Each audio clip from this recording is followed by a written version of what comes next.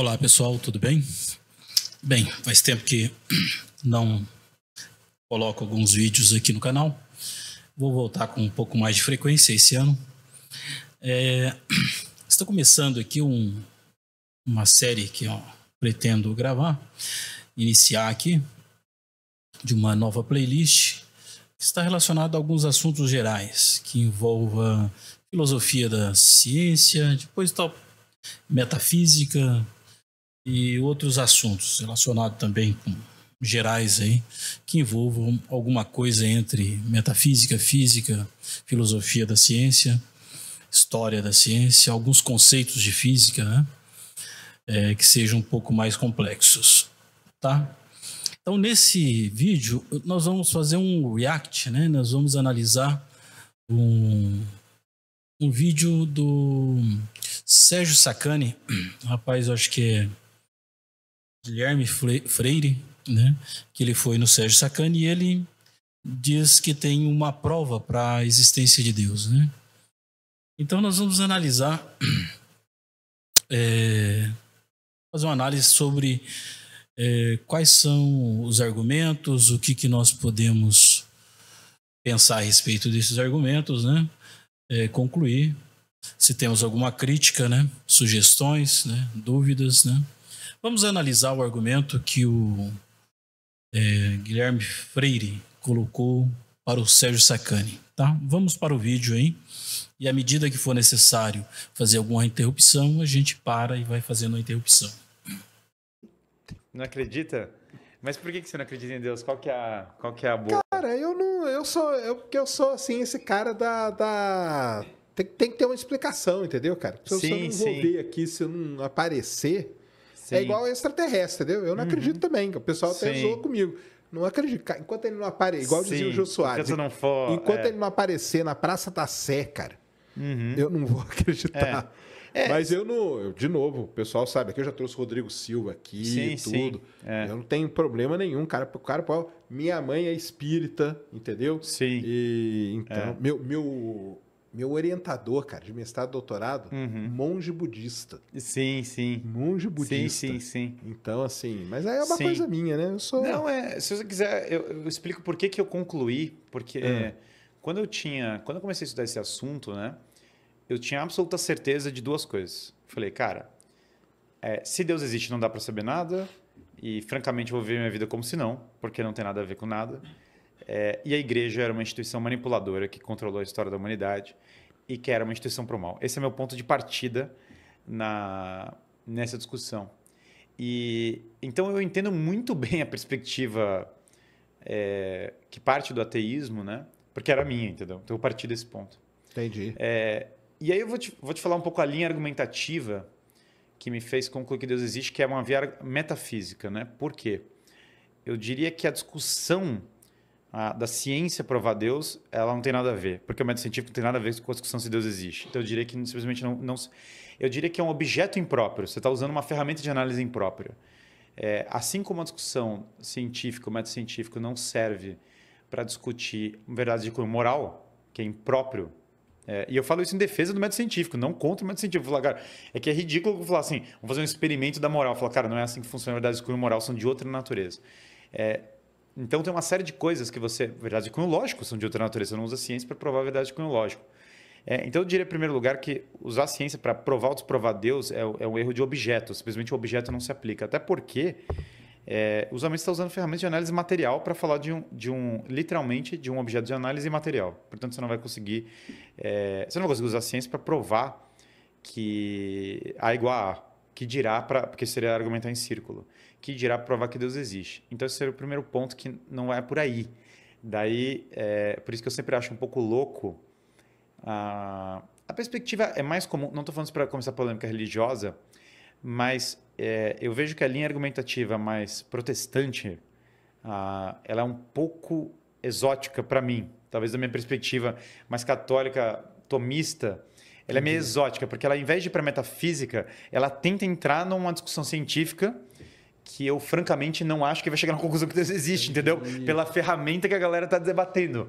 Eu acho que simplesmente não é por aí que esse tipo de argumento não me convenceria olhando por aí. Isso eu acho que é meio coisa de protestante, mas não estou falando como pejorativo em relação aos protestantes, eu estou falando que não é incomum.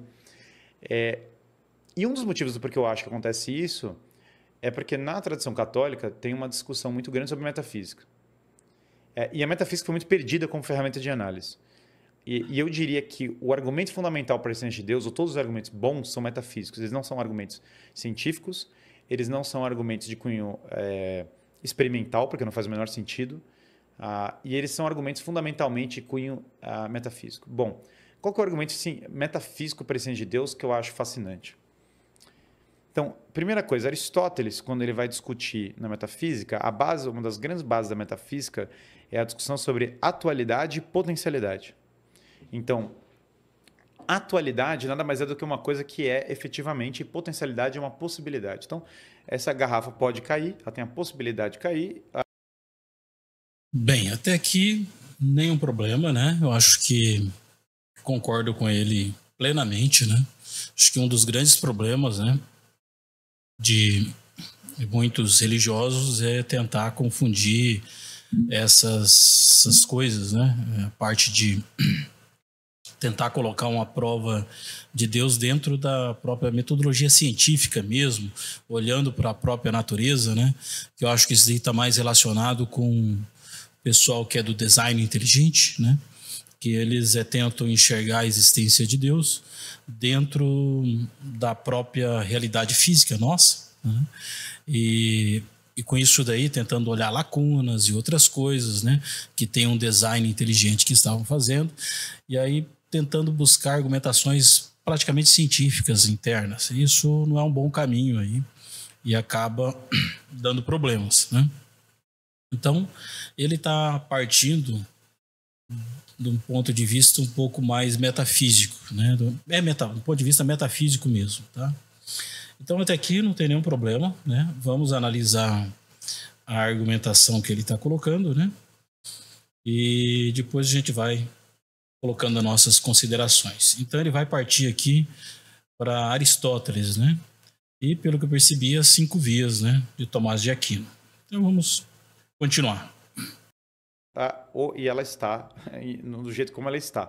Se ela cair de fato, a atualização dessa potencialidade, que é o que Aristóteles chama de movimento.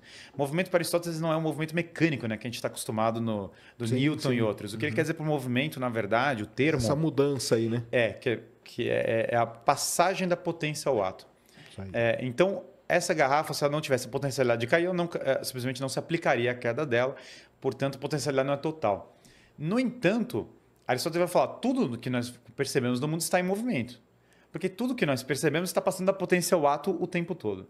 Todas as coisas sempre têm algo que era potencial e que está se atualizando.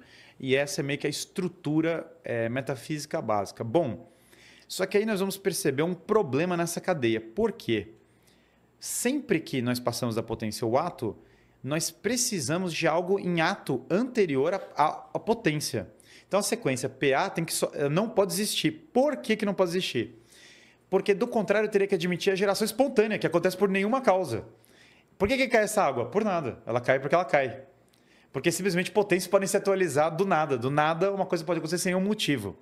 Não, Aristóteles fala, justamente porque nada pode ser totalmente arbitrário, arbitrário que eu quero dizer, sem uma causa, é necessário algo em ato anterior para que a potencialidade se atualize. Então, tem um outro ato externo ou interno, ou seja... vinculada para alguma coisa que faz cair, algo real é necessário para que a água caia.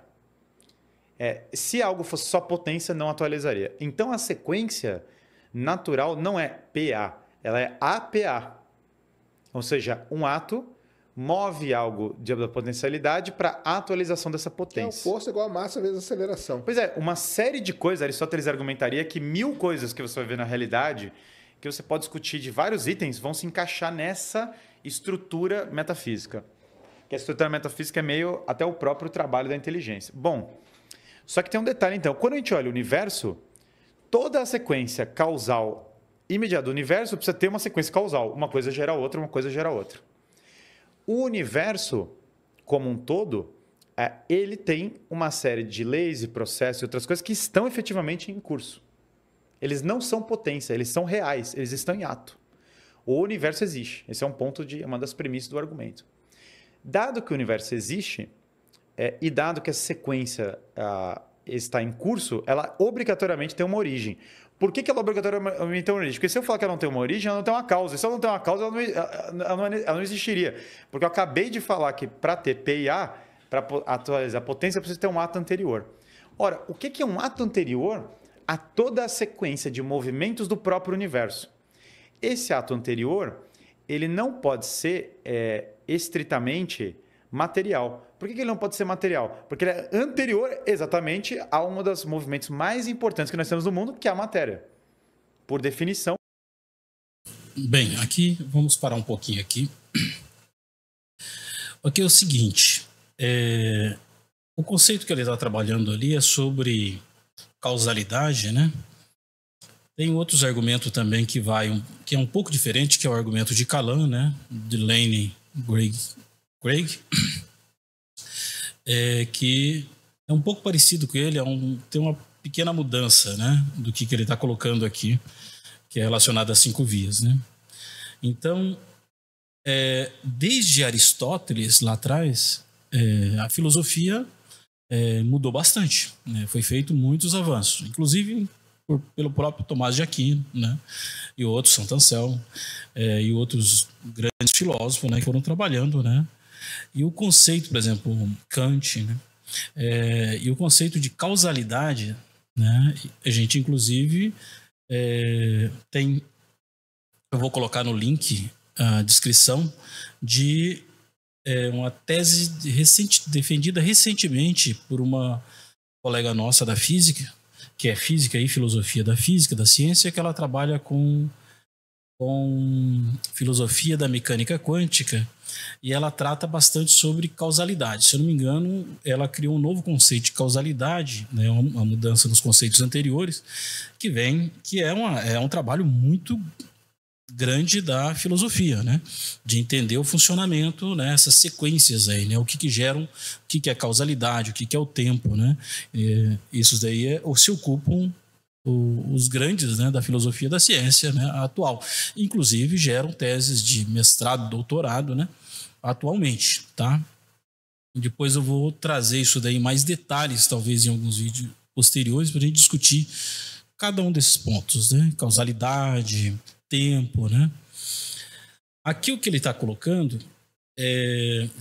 que existe uma potência e o ato que leva ao ato em si, né? Que tem que ser por algo real. E tem um movimento, né?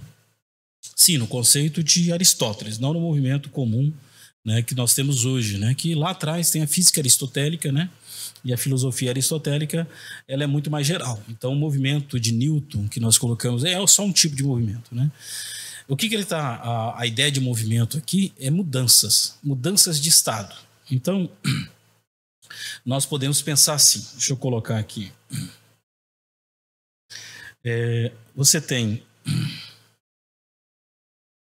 um estado, vou chamar um estado S1. Esse estado muda e vai para um outro estado, S2, né? Ou desse estado aqui saem outros estados, né? Uma sequência aqui, né? Um psi 2,1, né? Um psi 2,2 e assim por diante, né? Então, é uma ramificação, né, de estados, né? Dessa mudança de estado do nosso pensado, dos sistemas em si, não é? Tá, então aqui tem um problema, né, que é bem complicado, né, de você discutir se isso daqui se essas mudanças de estado são discretas, né, ou contínuas, né? E aí você entra. Se você está dentro da física clássica, você vai discutir mudanças contínuas, né? Com mais tranquilidade, né?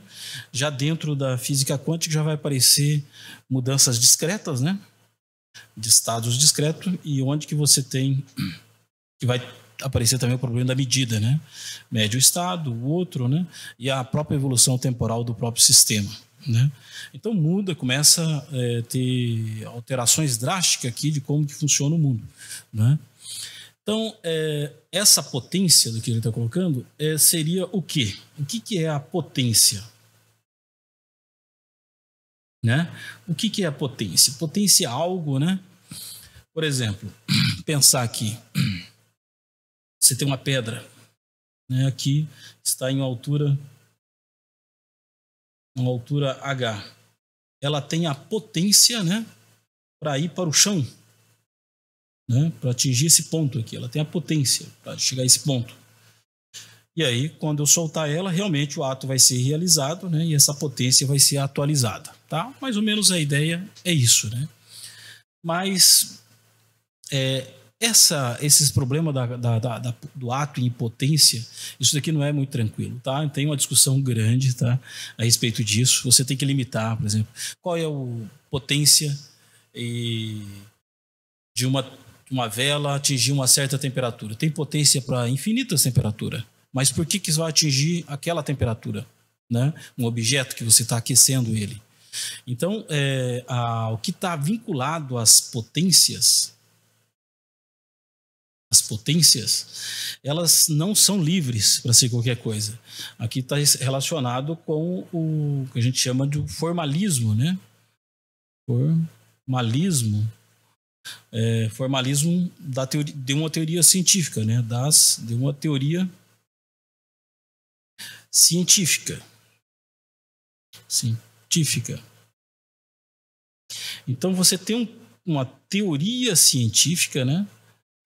E esse formalismo aqui da teoria científica, né? É que ele vai limitar, né, as potências em si, tá? Então, desde Aristóteles até chegar nos dias de hoje, as coisas mudaram bastante, tá? Então, assim, tem mudanças muito grandes aí. Tem muitas mudanças. Então, não é tão claro ele colocando ali apenas que potência, ato em potência, que as coisas sejam tão simples assim, tá? Então, teria muitos pontos aqui para ser discutido, tá? A respeito desse assunto. Mas essa é a ideia, tá? Se atualiza alguma coisa, potência, e vai para ato. Tudo bem? O ponto que ele está colocando ali, que ele iniciou o argumento, é que teria que ter um primeiro ato, algo primordial. Olha, se você vem do estado 1, né, para o estado 2, tudo que você observa no universo, estado 3 e assim por diante, ele está querendo dizer que existe um ato inicial, um ato zero, esse zero, que tem que ser real. Mas por que não ter algo antes dele? Tá? Um estado anterior? Nada impede, tá? Então, assim, este é um ponto, tá, que vai ser bem frágil. Claro, ele vai ter que argumentar melhor ali, ele vai ter que construir o argumento dele melhor para dizer o porquê que você não pode seguir com a sequência anterior até o infinito, tá? Você poderia seguir, isso daí não tem nada que impede você parar. Então vamos analisar aqui se ele vai apresentar algum argumento adicional, o porquê que não pode ter atos se seguir até o infinito. Por que você não pode seguir até o infinito? Tá? Por que você precisa ter um primeiro ato? Tudo bem? Então vamos voltar ali. De movimentos do próprio universo. Esse ato anterior, ele não pode ser estritamente material. Por que ele não pode ser material? Porque ele é anterior exatamente a um dos movimentos mais importantes que nós temos no mundo, que é a matéria. Por definição, se a matéria tem uma causa, a causa da matéria tem que ser anterior à matéria. Ele não pode ser espacial na maneira como nós imaginamos, ou temporal da maneira como nós imaginamos. Por quê? Por definição, ele está causando, ele é anterior na tabela àquilo que é espacial e àquilo que é temporal. Portanto, como ele é anterior na cadeia, ele não é nem espacial nem temporal. Aí é a quântica, né? Mas mesmo a quântica... Aí é mecânica quântica. Mas mesmo que você... Sim, a mecânica quântica tem tudo a ver com isso. Mas veja que mesmo que eu insira vários elementos, todos os elementos que estão em movimento, eles vão me voltar para uma causa que tem que necessariamente não estar em movimento. Por quê? Se essa causa está em movimento de qualquer nível, e a mecânica quântica claramente está em movimento em vários aspectos, se essa causa está em movimento por qualquer nível, eu novamente volto a PA. Portanto, eu volto a necessitar de A para ocasionar a transposição de P para A. Como eu necessariamente preciso de A anterior para a transposição de P para A, em outras palavras, eu preciso da atualização dos movimentos, o ato original, que é o primeiro, ele não pode, por definição, estar em movimento. Porque se ele estiver em movimento, ele quebra toda a sequência, porque ele demanda um ato anterior, então ele não é o primeiro. Então, se... Bem, aqui ele deixou bem claro, né, que o primeiro ato não pode estar em movimento. Então seria a sequência ali, esse primeiro ato aqui, esse primeiro ato, ele tem que ser, chamar imóvel.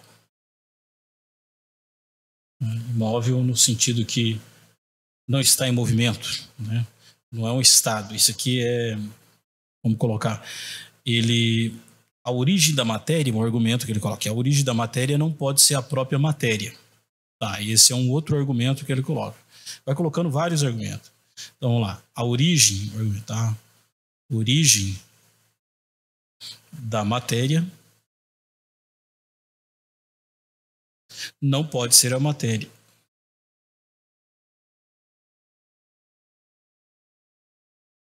Ela mesma.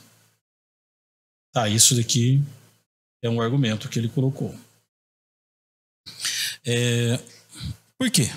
A gente pode perguntar. Pode simplesmente fazer a pergunta. Por quê? Por que que a origem da matéria não pode ser ela mesma? Ok? Então, isso aqui vai ter que argumentar melhor. Então, por que esse estado inicial ele tem que ser imóvel? E aí você tem que definir o que é imóvel. Você tem que definir melhor isso daqui. Né? Qual é a definição de imóvel? Um estado que não acontece nada por ele? Ele é imóvel em que sentido? Se ele é imóvel, pensar no sentido que ele não consegue se atualizar, ele não consegue criar. Como que ele vai criar alguma coisa se ele é imóvel?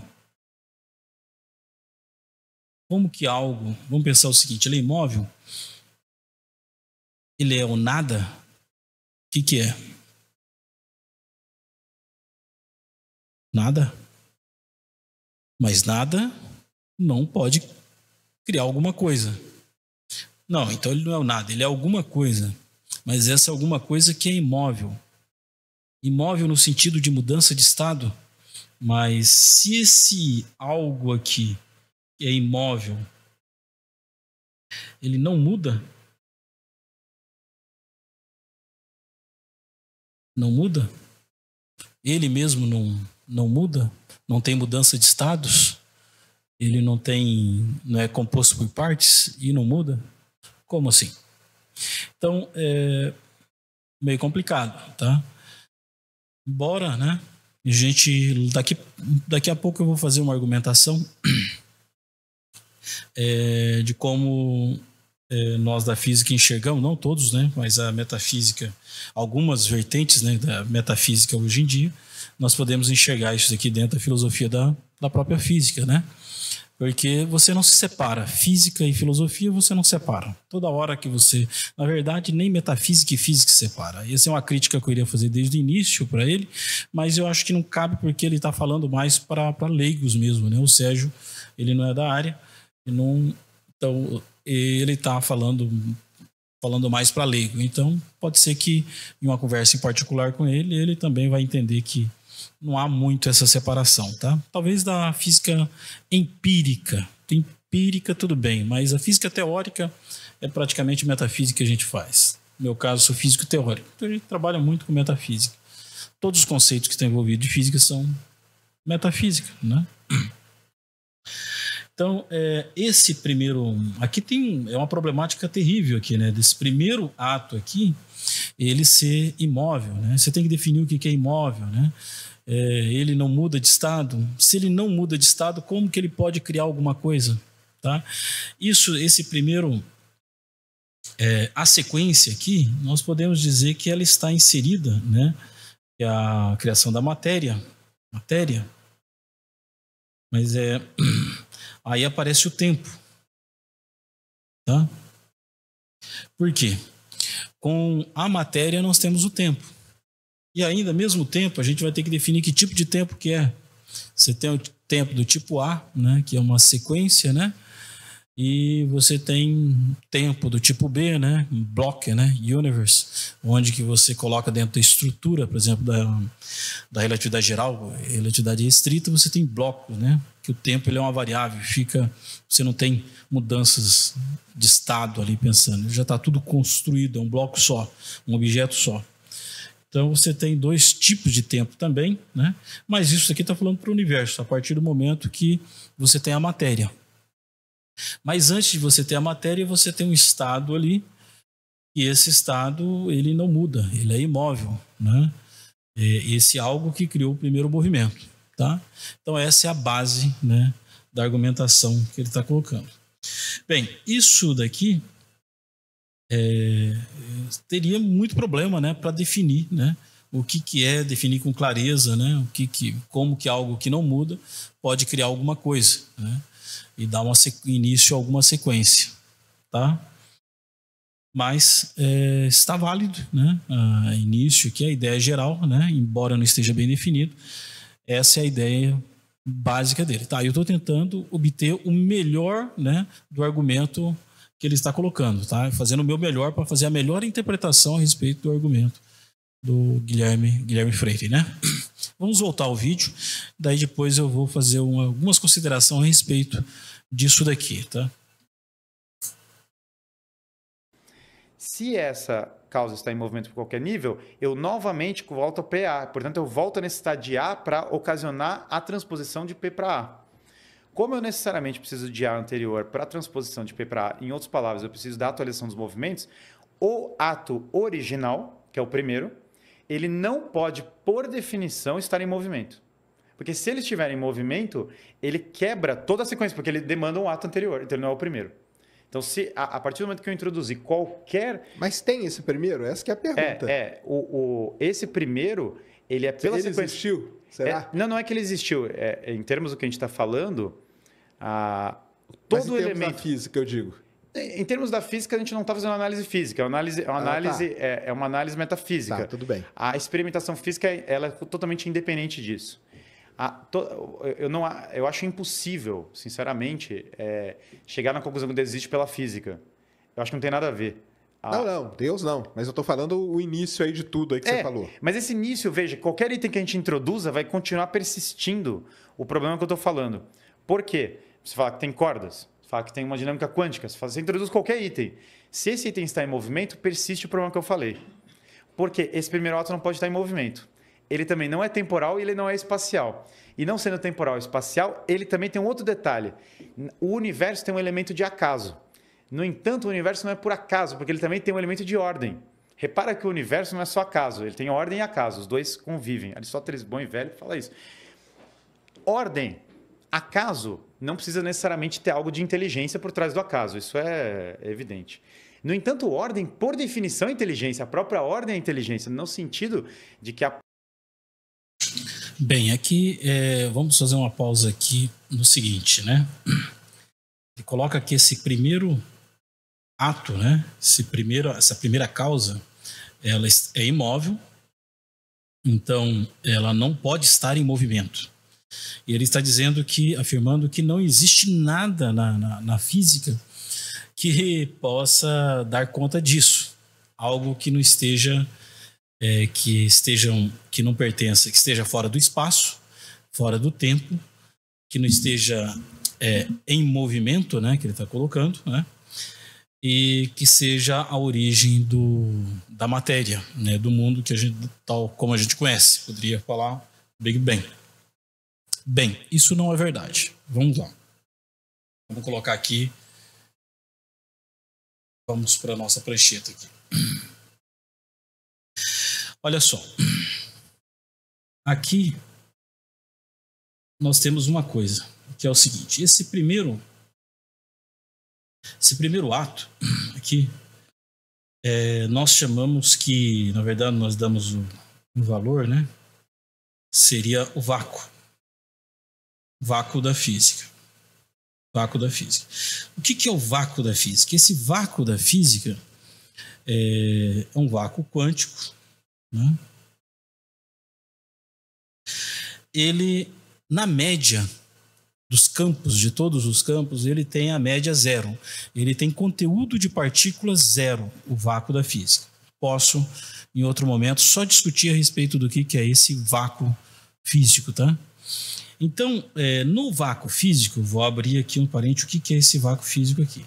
Nesse vácuo físico, aqui, o que acontece? Só fica as flutuações do vácuo, flutuações. Então, não existe matéria, aqui não tem matéria,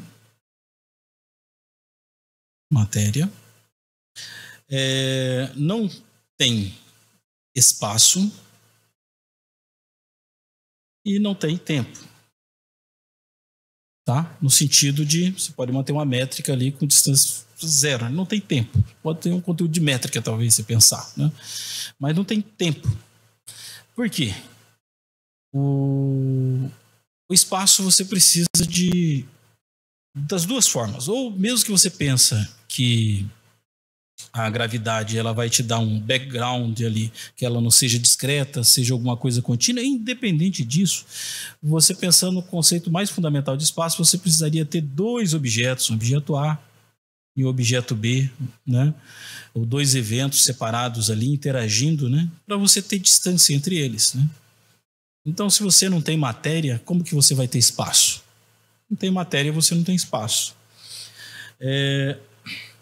Ficou só a gravidade, e aí tem o espaço da gravidade. Isso é um outro ponto, né, que a gente pode colocar a ideia do gravito, né, da gravitação quântica em loop, que você tem, assim, espaço, mas pode ser que você decaia também esse campo do próprio graviton, né, Gemini aqui, esse campo decaia e ele vai ter na média zero aqui, sem conteúdo de partícula, e você não tem espaço, tá? Então, de qualquer forma, você não tem espaço.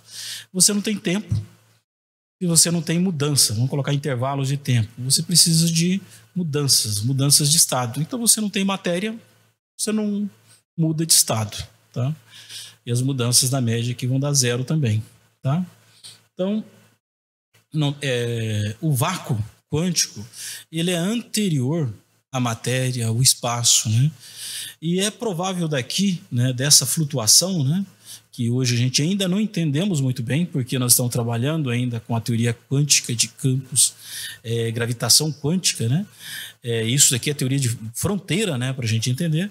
Mas o que a gente entende é que esse vácuo ele é uma coisa muito bem física, tá? A gente já entende muita coisa a respeito do vácuo, tá?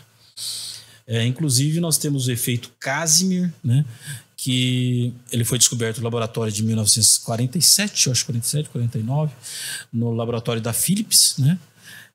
E que é o efeito Casimir. Você tem força de placas no vácuo. E são forças grandes, que você mediu primeiro a parte experimental para depois você encontrar os valores teóricos pelo russo Casimir. Então, o vácuo ele é algo real, tá? Ele é algo real, embora ele cabe muito bem aqui nessa primeira definição aqui, onde que o Guilherme Freire está colocando, desse algo imóvel, né? E que não é o nada, né?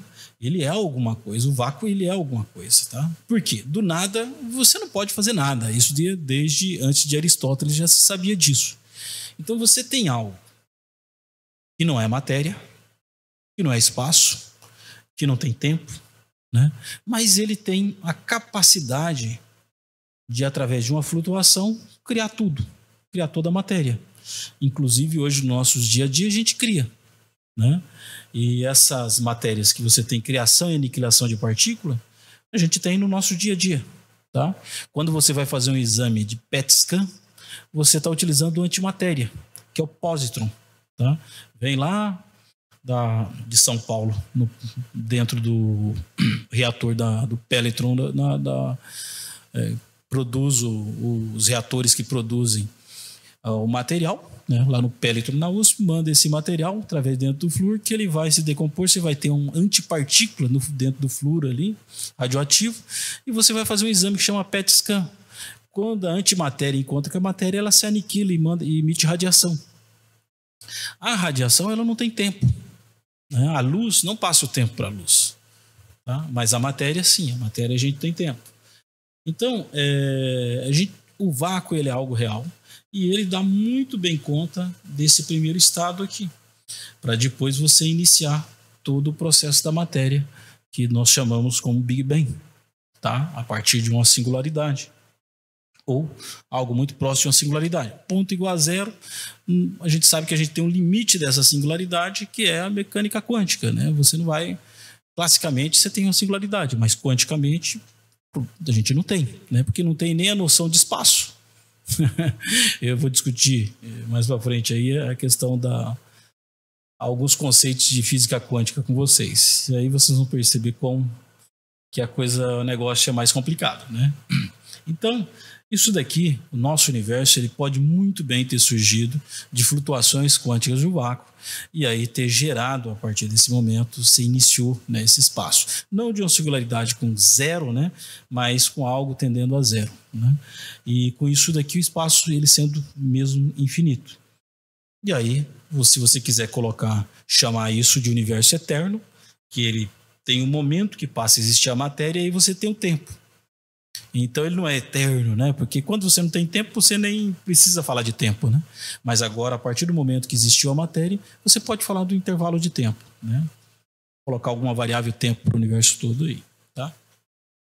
Então, isso é completamente possível, tá? Dentro da física, tá? E da metafísica, da própria física, né? Que a gente discute os conceitos de física, que é inseparável, né? Não tem como a gente falar que nesse momento eu estou discutindo só física ou só metafísica. Essas coisas se misturam, tá? A filosofia e a física, elas estão completamente entrelaçadas entre si, tá? Então aqui, o Guilherme Freire, esse ponto aqui é muito tranquilo, né? A gente pode colocar aqui fazendo maior boa vontade, tentando fazer a melhor interpretação do argumento de Aristóteles, né, e das vias de Tomás de Aquino, nós podemos colocar que esse primeiro ponto aqui pode muito bem ser o vácuo quântico, tá? E, claro, você vai ter que melhorar os argumentos, né, para dizer que o vácuo ele não pode existir, ou que esse vácuo quântico que os físicos chamam, ele é Deus. Por quê? Né? Ou deuses, como? Isso daqui precisa ser melhorado, não precisa? Porque a gente tem a mesma argumentação que você usa para chamar isso de Deus, que é o início de tudo, o primeiro movimento, eu posso chamar isso do vácuo quântico, da teoria quântica de campos, né, moderna, tá? Então a gente, indistinguível até os pontos aqui, nós estamos... Não é possível, tá? Você dizer que isso é a única coisa, o seu argumento vai para um único ponto. Você precisa melhorar a argumentação, colocar outros argumentos para me convencer de que esse ponto inicial seja apenas Deus, tá? Um ser em ato, que os medievais muito belamente chamam de ato puro, pura existência, que não é material, que não é espacial, que não está em movimento, portanto é eterno por definição, na medida que não está em movimento, que é princípio de ordem, porque originou toda a ordem do cosmos, esse é exatamente o conceito de Deus. Então, quando nós falamos em metafísica, da sequência da passagem da potência ao ato, eu sou obrigado a postular que Deus é a origem de todas as coisas. Por quê? Eu sou obrigado a postular que existe um ato puro na origem de todas as coisas. Do contrário, o que eu estou afirmando? Se eu não admito esse ato puro, eu estou afirmando que existiu em algum momento uma passagem da potência ao ato que não teve causalidade alguma. Em outras palavras... Fisicamente pode ser, né? Mas se eu postulo isso, entende? Eu quebrei o princípio da premissa... Então, como o doutor argumenta, se eu quebrar a premissa... Mas aí você sai da metafísica para a física, né? A física...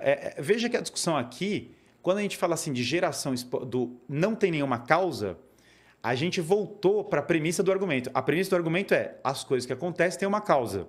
Ah, sim. Se eu afirmar partiu dessa premissa, né?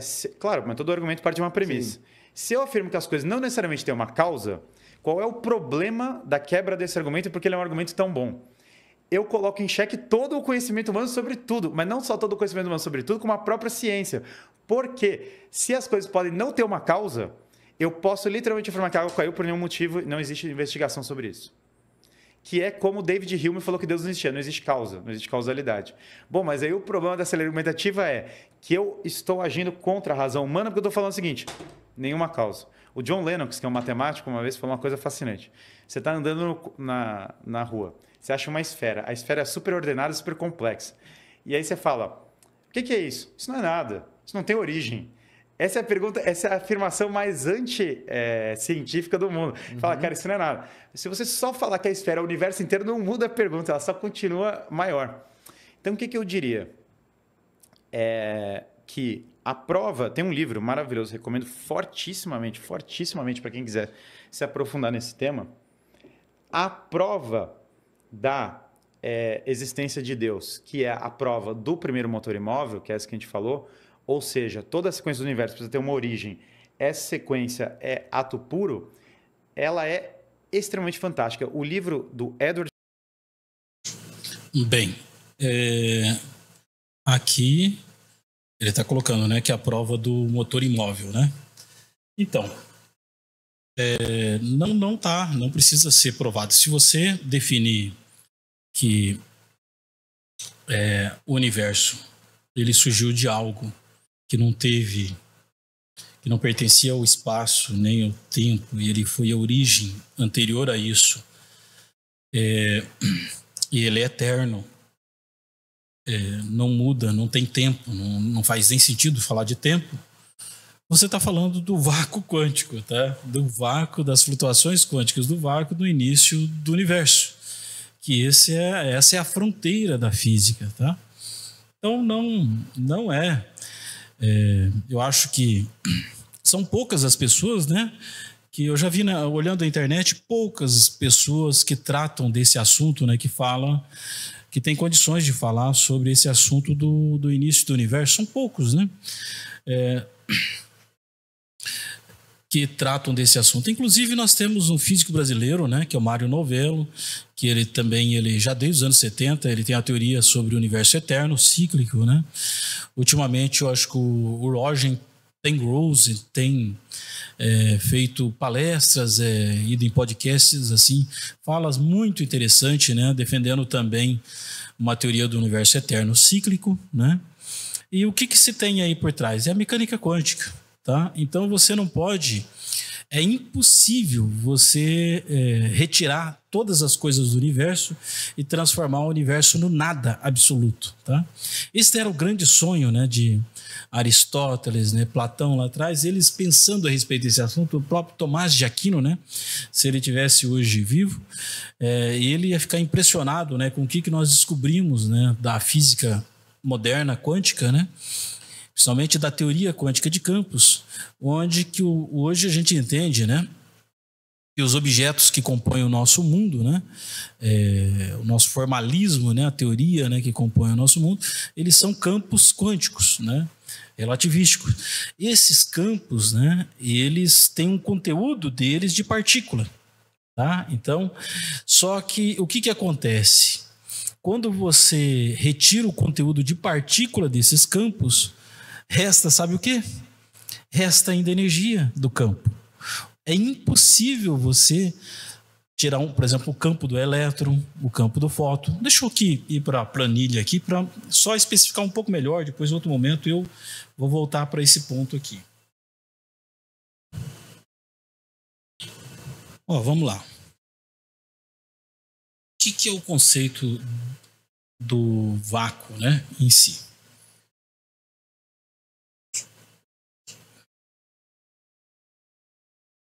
Nós temos o seguinte: você tem, por exemplo, o fóton.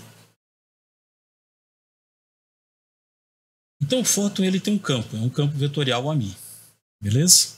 E relacionado ao fóton, você tem uma energia de vácuo, tá? Uma energia de N partículas, vamos chamar assim, de N1, N2, tarará, um monte de energia, que ele tem um termo aqui que eu vou chamar de N, que é o conteúdo de partícula, mais meio, de H cortado ômega, tá? Forma bem resumida aqui, para vocês entenderem. O que é isso daqui? Quando você tem nesse campo o N igual a 0, nós retiramos todos os fótons do universo. Não resta mais nenhum fóton agora no universo. Radiação, tiramos toda a radiação. N igual a 0. Sabe o que sobrou? Quando você coloca igual a 0 aqui, sobra ainda a energia do vácuo. Na verdade, somado, né, sobre todos os modos de vibração. Tá? Chama ômega aqui. Soma-se todo aqui. Então, isso daqui ainda, mesmo se você tirar todo as partículas, ainda você tem um termo aqui que depois você precisa de regularizar e renormalizar, que ele é praticamente infinito, tá? Vamos colocar aqui, ele é infinito.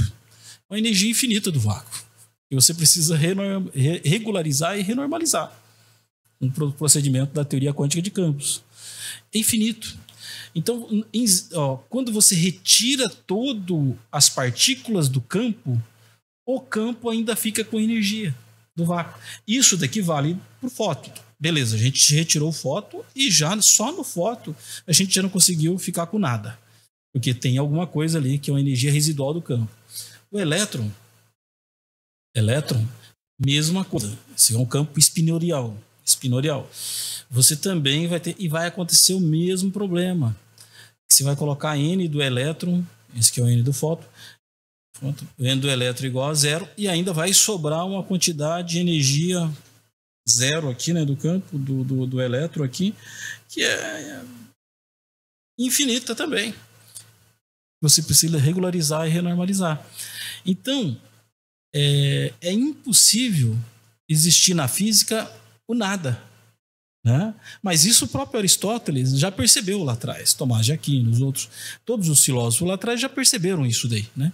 Que é impossível você fazer o nada, né? Que seria, você teria que retirar tudo, né, que existe do universo, decair tudo e voltar e não ter nada, né? Mas é impossível.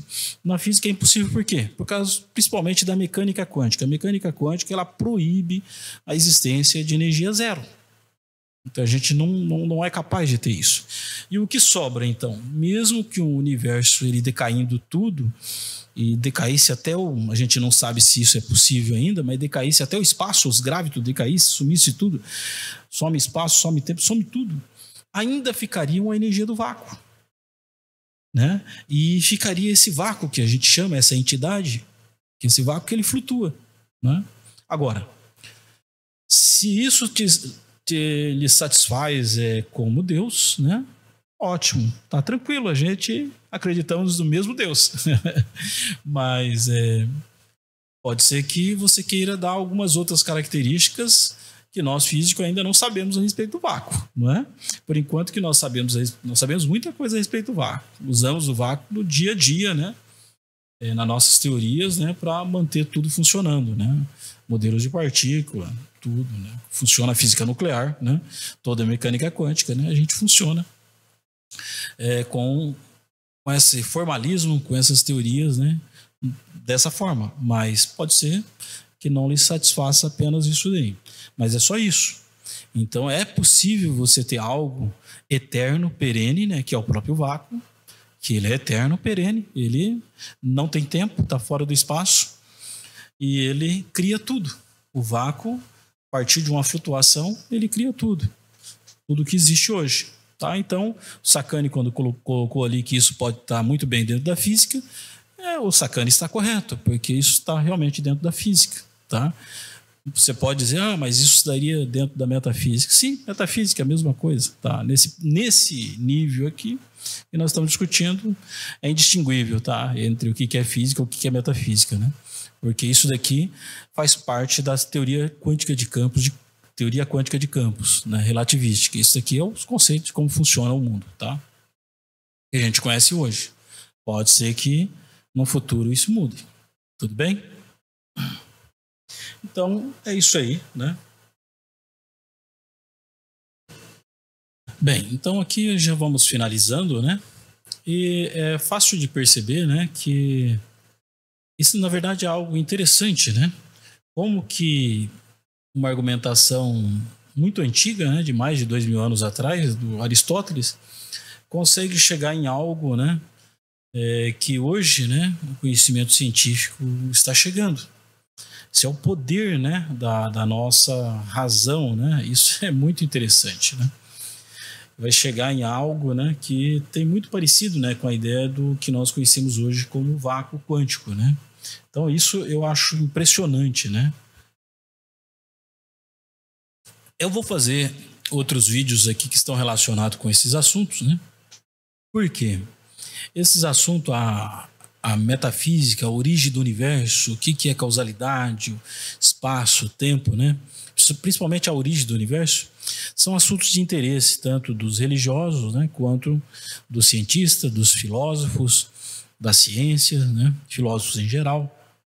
É um assunto que interessa um amplo campo, né, de estudiosos, né, que a gente apenas separamos áreas de conhecimento, um fica um pouco mais com físico, o outro ali, mas no final das contas tudo faz parte do conhecimento humano, né, nós queremos avançar. E muitas vezes chegamos em argumentos muito próximos, então eu acho assim que argumentos existem dentro da teologia, pessoas que trabalham muito sério, né? Inclusive avançaram, Tomás de Aquino, outros, né? Fizeram avanços bem interessantes, né? E outros filósofos, e a gente utilizando, né? Vamos avançando aos poucos nesses conceitos, né? E pode ser utilizado num ponto, no outro, né? Claro, vai ter alguns pontos de divergência, né? Porque o religioso ele vai ter que, em algum momento, né? Ter uma argumentação, né, mais forte para concluir, né, a existência de Deus em si, né? Mas são argumentos muito interessantes, tá? E eu digo que, para mim, né, até hoje nenhum outro argumento contrário da existência de Deus me convenceu, argumentos ontológicos, inclusive, né, todos eles. Mas eu acho muito interessante, gosto muito dos argumentos e analisar do ponto de vista até onde eu consigo enxergar com o conhecimento de física atual e fazendo, às vezes, aquele passo um pouquinho além, indo para a metafísica, tá? Então nós vamos voltar mais para frente com alguns outros vídeos parecidos com esse, discutindo também filosofia, os conceitos, né, da física, origem do universo, tempo e outras coisas. Tudo bem? Até mais, pessoal. Até o próximo vídeo.